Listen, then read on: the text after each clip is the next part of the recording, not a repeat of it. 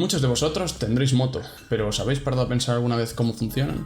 En esta nueva serie de vídeos os explico las diferentes partes de vuestra moto y cómo funcionan. El episodio de hoy tratará sobre el motor de combustión. Os explicaré su historia y su funcionamiento, y acabaréis viendo que un motor de combustión y vuestra nevera tienen más en común de lo que pensáis. Hola a todos y todas, y bienvenidos. Comencemos hablando un poco de la historia del motor de combustión, cuándo surgió y por qué.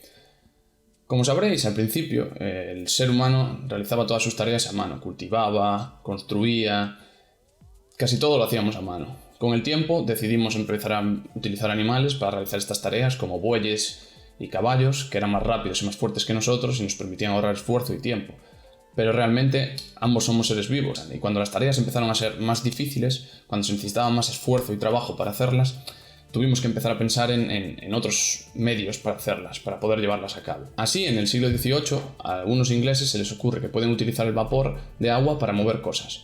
Realmente esta idea no era nueva, ya había surgido antes en la antigua Grecia, pero solo se utilizaba como espectáculo. Estos ingleses empiezan entonces a desarrollar la máquina de vapor.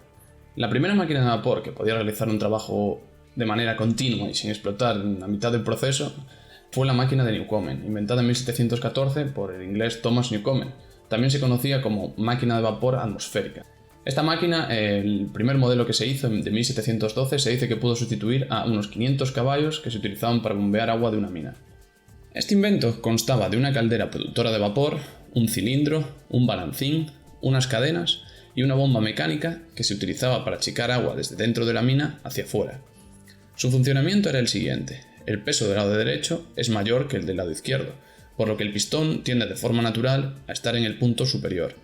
En la caldera hay agua y vapor, y cuando se abre la válvula se permite el paso del vapor al pistón. Una vez la cámara del pistón está llena de vapor, se inyecta agua fría, lo que condensa este vapor y genera un vacío parcial debajo del pistón. Como la presión atmosférica encima del pistón es mayor que la presión debajo, este se desplaza hacia el punto inferior, produciendo así trabajo. Hay que tener en cuenta que era necesaria una persona únicamente para abrir y cerrar las válvulas a mano. Pero estas máquinas eran muy caras y muy poco eficientes, tenían una eficiencia de en torno al 1%. Por lo que aunque fueron las primeras que permitieron sustituir el esfuerzo humano y animal para realizar trabajo por el esfuerzo de una máquina, no fueron las más revolucionarias de su época. La que se puede considerar el iPhone del siglo XVIII, la que realmente inició una revolución, la que hoy en día conocemos como revolución industrial, fue la máquina de vapor de James Watt, que desarrolló en el 1763. Watt se dio cuenta de que en las máquinas de Newcomen se estaba calentando el pistón para después enfriarlo, para volver a calentarlo, y esto era lo que realmente hacía la máquina muy ineficiente. Su solución fue incorporar a la máquina de Newcomen un recinto que siempre estaba frío, llamado condensador. En esta máquina, el condensador y el cilindro de trabajo están separados, así el condensador permanece frío en todo momento, mientras que la cámara del pistón está caliente, y no se desperdicia energía en calentar y enfriar. Cuando el pistón alcanza la parte superior del cilindro, la válvula de entrada de vapor se cierra, y la que controla el paso al condensador se abre. Al estar este a una presión menor que la atmosférica, extrae el vapor del cilindro, enfriándolo y condensándolo a agua líquida, manteniéndose así el vacío parcial en el propio condensador. La presión atmosférica externa, al ser mayor que la presión debajo del pistón, lo empuja hacia el punto inferior del cilindro. Con el tiempo, Watt introdujo una serie de mejoras respecto a su máquina original, como poder utilizar presión de vapor en los dos recorridos del pistón o automatizar las válvulas para no tener que abrirlas y cerrarlas de forma manual. También introdujo el mecanismo biela-manivela, que permitía convertir el movimiento lineal que producía la máquina en movimiento circular, permitiendo utilizar sus equipos en otros sectores, como el textil o posteriormente en las locomotoras. Esto permitió extender y generalizar el uso de sus máquinas. La gran rueda que generaba este movimiento circular también cumplía la función de volante de inercia. Como veis, ya se incluyen en el desarrollo de la máquina de vapor muchos de los elementos que presentan los motores de combustión modernos, como son el volante de inercia o el sistema biela-manivela. ¿Pero por qué empiezo realmente la historia del motor de combustión hablando de la máquina de vapor? Bueno, realmente la máquina de vapor fue el primer ingenio desarrollado por el hombre que permitía prescindir de animales o de su propio esfuerzo para realizar trabajo, para realizar una tarea. Por eso es tan importante, y fue a partir de intentar mejorar esta máquina y de desarrollarla de donde surgió el motor de combustión interna actual. Así, en el siglo XIX, los ingenieros se habían dado cuenta que utilizando algún tipo de combustible mezclado con aire, en lugar de vapor de agua, y haciendo que éste ardiera dentro de la cámara del pistón, en lugar de en una cámara externa, podían obtener motores más compactos y eficientes. Llegamos entonces al año 1876, y ahora sí, por fin, los ingenieros alemanes Nicolas Otto y Eugen Lagen desarrollan el primer motor de combustión interna, el famoso motor de 4 tiempos. Este motor ya incorporaba una serie de avances como válvulas de admisión y escape, bujías o incluso el carburador. Otto y Lagen fundaron así la primera compañía que fabricaba motores de combustión interna, la NA Otto y compañía. Con el tiempo entraron en esta empresa los famosos Daimler y Maybach. Esto supuso un punto realmente importante en el desarrollo de los vehículos propulsados por motor de combustión, ya que mientras Otto quería fabricar motores grandes y estacionarios, Daimler pretendía utilizarlos para mover vehículos. Así, con el tiempo y tras una serie de desavenencias, decidió irse de la empresa llevándose consigo a Maybach. Y juntos crearon en 1885 un motor pequeño y eficiente, que montaron en una estructura metálica a la que añadieron 2 ruedas. Se crea así la primera motocicleta, y también el primer vehículo movido por un motor de combustión interna de la historia, el Daimler Maybach Petroleum Radwagen. Perdón por mi alemán porque no es demasiado bueno, pero bueno. La traducción es algo así como montura alimentada por petróleo, sería lo más literal. Aunque hay que señalar que existe cierto debate a la hora de reconocer si esta fue la primera motocicleta o no de la historia, ya que se le añadieron 2 ruedas más para darle un poco de estabilidad, por lo que al tener 4 ruedas, pues bueno.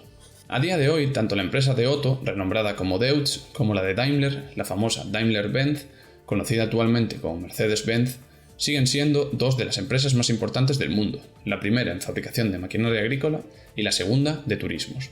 Bueno, hasta ahora ya hemos explicado la historia y cómo comenzó a desarrollarse el motor de combustión, pero para entender cómo funciona y cómo produce un trabajo que puede aprovecharse, por ejemplo, para mover nuestra moto, debemos entender su ciclo termodinámico.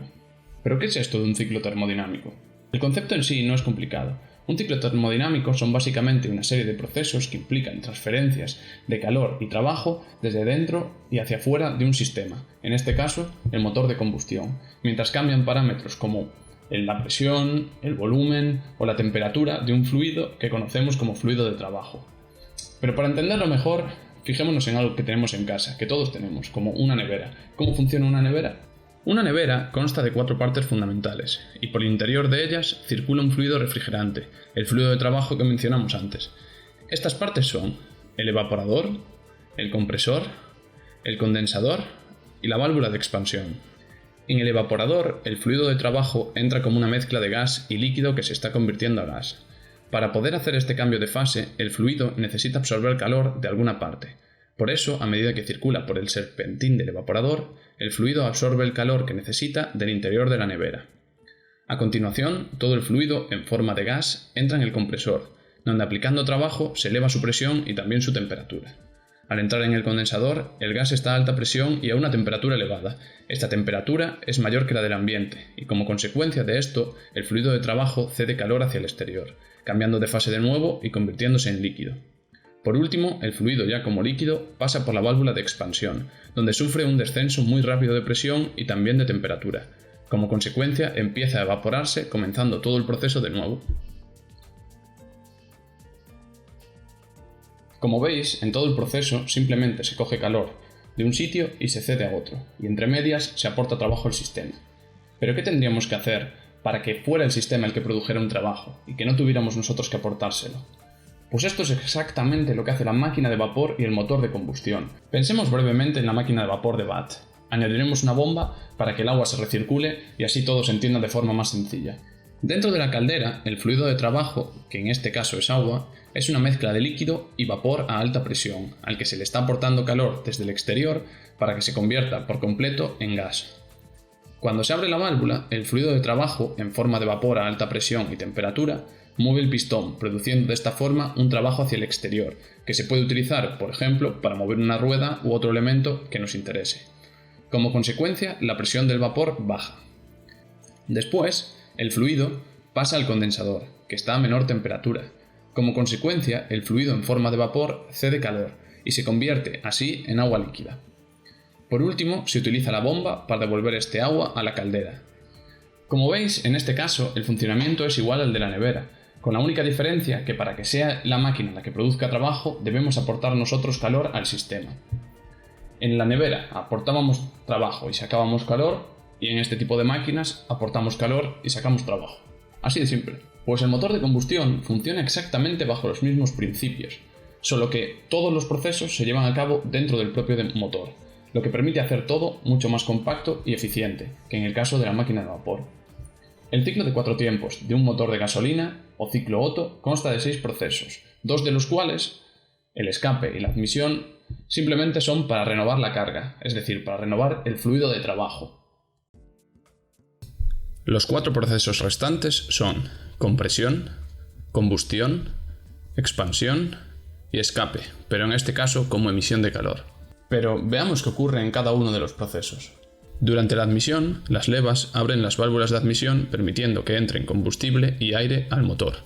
En el caso de los motores gasolina, la mezcla debe estar en una proporción alrededor de 14,7 a 1, es decir, 14,7 partes de aire por una de gasolina. A esta mezcla se le llama estequiométrica, y es la que permite que el combustible se queme por completo en las mejores condiciones.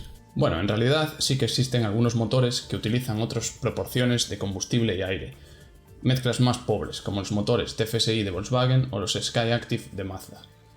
A continuación, el pistón comprime la mezcla y cuando se encuentra en el punto superior de su recorrido, conocido como punto muerto superior, se genera una chispa en la bujía, que inicia la combustión. Esta combustión aumenta muchísimo la presión encima del pistón, en un espacio muy breve de tiempo.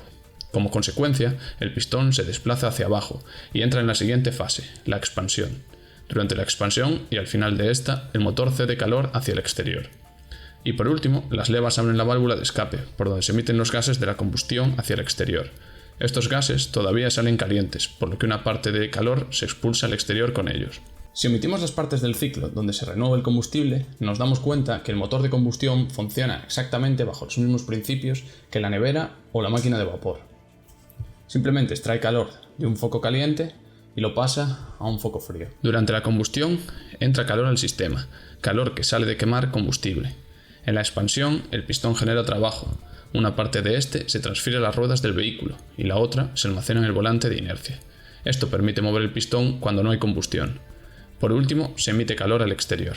Bueno, y esto es básicamente todo lo que necesitáis saber para entender cómo funciona un motor de combustión. Realmente es el que usan la mayoría de las motos, los motores de 4 tiempos. Después hay motores de 2 tiempos, motores diésel que se utilizan en vehículos más pesados y variaciones del ciclo Otto que permitieron desarrollar otro tipo de motores que funcionan de forma muy similar, pero no vamos a entrar a explicarlos en este vídeo. Espero que os haya gustado y nos vemos pronto. Adiós.